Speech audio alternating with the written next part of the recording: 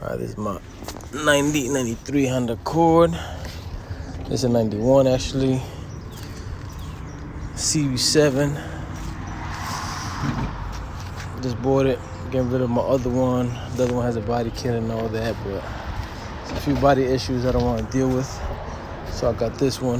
I just converted it to 5-lug. I didn't record that because I seen a few good videos by GP and a few other people that go into detail about how to do the conversion, so I ain't want to bother with that. But I am gonna be changing it to the calipers, the Acura calipers soon.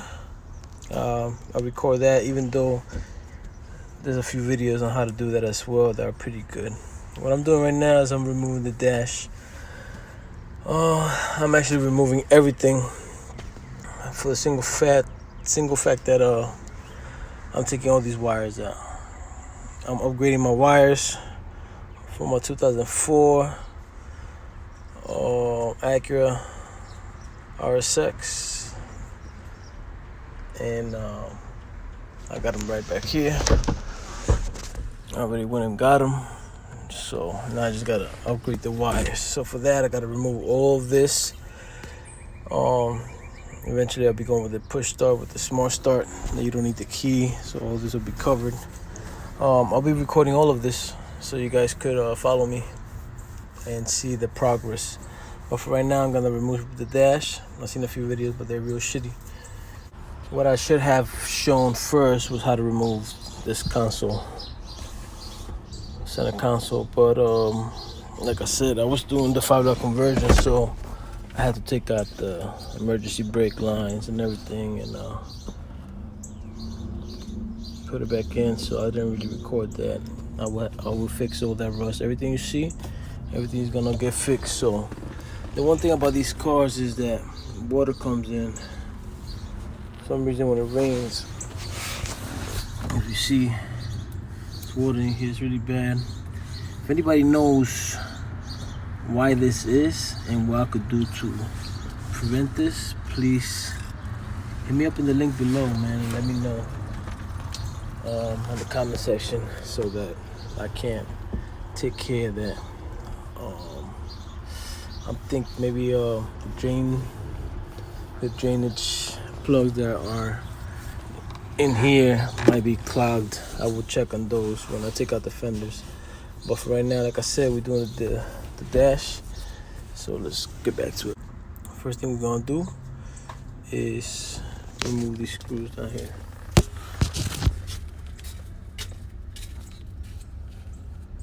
Then we have to remove these. You need a flathead for that. So you can start from the side or from the middle. Either way, it don't matter, as long as it comes out.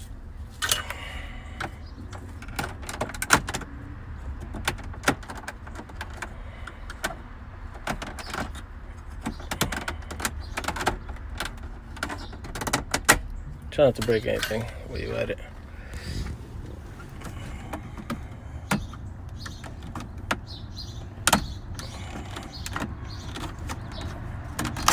Come out pretty easy, not that hard. Now in here, you're gonna have some screws.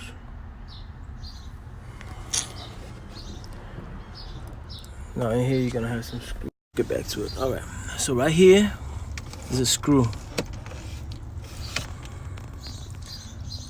Make sure anytime you're gonna take these screws out, I recommend move this up, close it up, because if the screw happens to fall, you don't wanna just lose it in there somewhere. So make sure you close these up, so just in case that happens. Nothing you gotta remove are these right here. These little pieces right here. Because in there, see if I get a good view of it.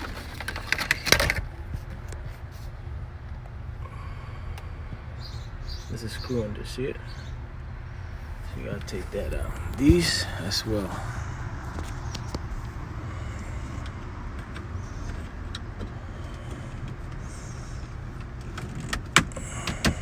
They pop out pretty easy. You don't have to go crazy or break anything. See, there goes another screw. So take those out, and then you also have two up here, one here and one on the other side. So there and there. So the screws are out. Please, guys, if you lose a screw, if you go to a Honda dealer, they sell them for like 20 cents. They're not that expensive. These are the screws that go there. See the difference between what goes there and what other people put? Please, just put the original parts in it. Like, I hate when people just go to the junkyard or do a job and do it wrong. One time I had a mechanic fix this. Well, that's broken. You can see that. But this little clip right here to hold the door. He put a regular screw in there. I don't know why. It costs all of 20 cents, 50 cents. Come on. Unless you're doing custom work and you need new screws for anything, I recommend just get the original parts and put it back in. It doesn't take much, just a little bit of time. All right, so I took all the screws out. So like I said, there's a screw in here.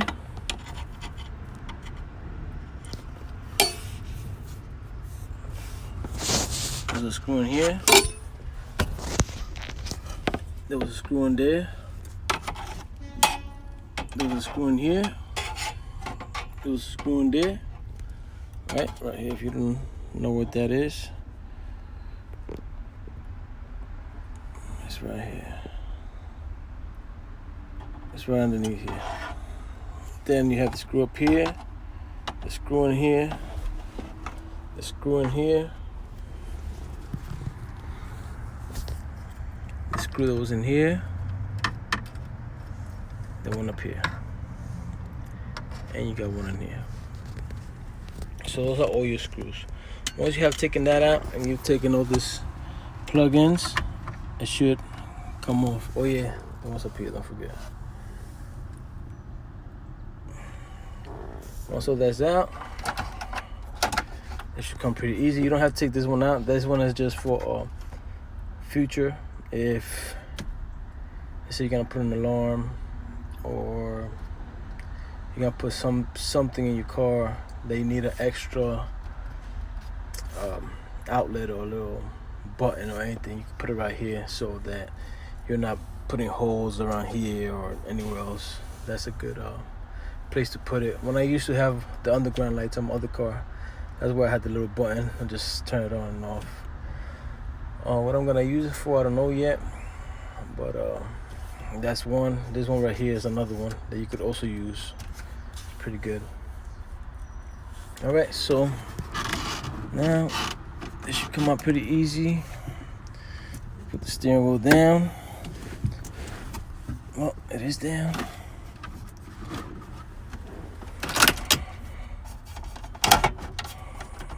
This face for the radio, you know.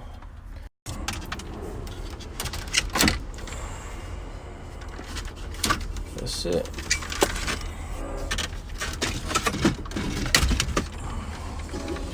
When you do take this off, you have to unplug the lighter. A little button right here, just like everything else. Just push the button and pull. That's it. All right. I will put this somewhere else because I have to take this entire dashboard off, like I said. I'll take this off. It's a whole different process. So we're gonna do the dash. First thing we gotta do is we gotta take off this box. So down here, if you see it, you have the screws. One right here, and the other one is right there. I think there should be two, but there's only one. And you see the two different ones. Again, just get the screws that go there. Another thing too, you have to remove this clock. Now, it's giving me a little bit of pain, but finally got it off. So on this side, it has this little clip. So in order for you to take it out, you have to use a little screwdriver to wedge it in there to get it off. And then I also used this one to like hold onto the edges so it didn't go back in, so I could take it off. So you gotta do that. So this is pretty much off. I'm pretty sure. That's it. Now the reason we took this off is because back here, I don't know if you can see it. There's a screw right there. See it? So that has to come off. That has to come off. There is that one that has to come off. Right here. That one has to come off. There's one on the other side. This one right here. It has to come off as well. Alright. So we took out 2 screws down here. This side. This side, so that this piece can move, right? Help on this so that this piece can move. All right, we took out the glove box. Now, when we take out the glove box, just keep in mind this piece right here has a screw that goes in this way, so you gotta take that out as well. All right, please don't break the bracket. On the outside over here, there's 2 little clips that you could take out with a flathead, and then the screw comes out. All these screws for this is 10 millimeters. So you have 1, 2, 3, 4, 5, and then on the other side, when you open the door, I also got 2 more over there. So about 7, and then this whole thing should come off. That was pretty loose. I was gonna take off this cluster anyways, because I'm putting in the S2000 cluster, which I already had. I had on my other CB7. So I'm gonna take this one out, and I'm gonna get all the wires ready. All right, so in order to take out the dash, once everything's loose, all the screws is out, you have to take off the steering wheel so it could be easier. You can grab the crowbar, it fits there perfectly. All right, and just turn it.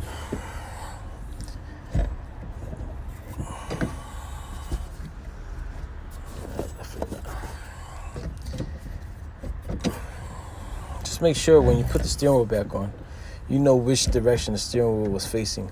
This is also for people who want to upgrade their steering wheel. My first steering wheel that I did, when I upgraded it, I didn't know what side I had it on, and I didn't even try to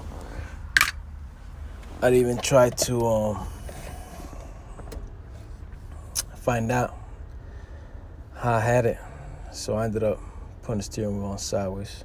Still worked, but it was a pain in the ass to take it back out and put it back on. So when you do it the right way to begin with. If you're putting a new steering wheel, I recommend before you take out the old steering wheel, straighten the steering wheel out, let the car roll forward and backwards so that the tires can straighten up, and that way you won't have a crooked steering wheel.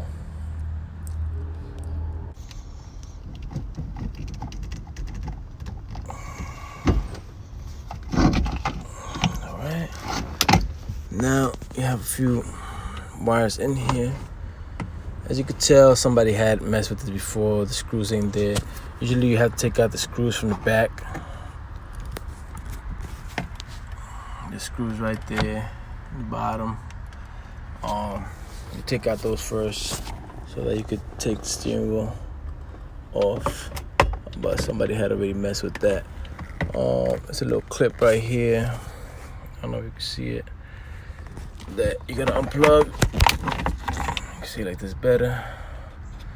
Don't break that's your horn basically, so try not to break it.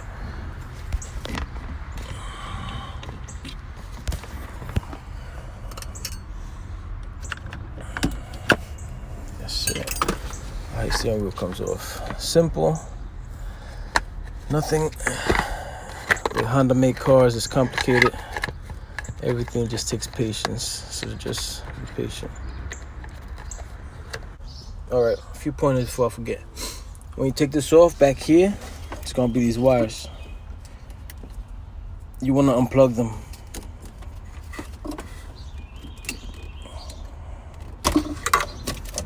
You wanna unplug this harness, right? Because it's plugged in, you don't wanna mess that up. Also, the heat, you wanna unplug it as well. It's easy. You just go in here.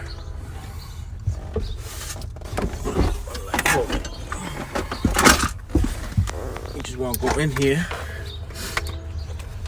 and it goes back. Let me see if I can go do it like this.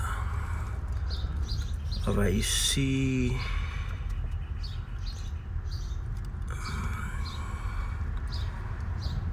that little screw back there, right there in the bottom, right there, that little screw that's popping up, that's where it goes. So all you have to do is pull this down a little bit from the back. Pull this down a little bit right here. Pull it out of that screw right here. Pull it out of there, and then there's a little clip right here that it goes onto. See it? And then you pull it out of there. That's it. Once you got that, you got more over here. Well, you got these of course, that you just take off. Oh, I just took off. Don't break anything if you want to reuse it. Right here, you want to take this harness off as well, because it's obviously plugged in to this right here. So unplug all these harnesses. Unplug it from back here too. See how this wire is plugged in right there? Unplug that as well. And then this whole thing should come off. You know, all these got little clips in the middle. See the little button? Just press it and pull, basically. Alright, so now that they're all unplugged,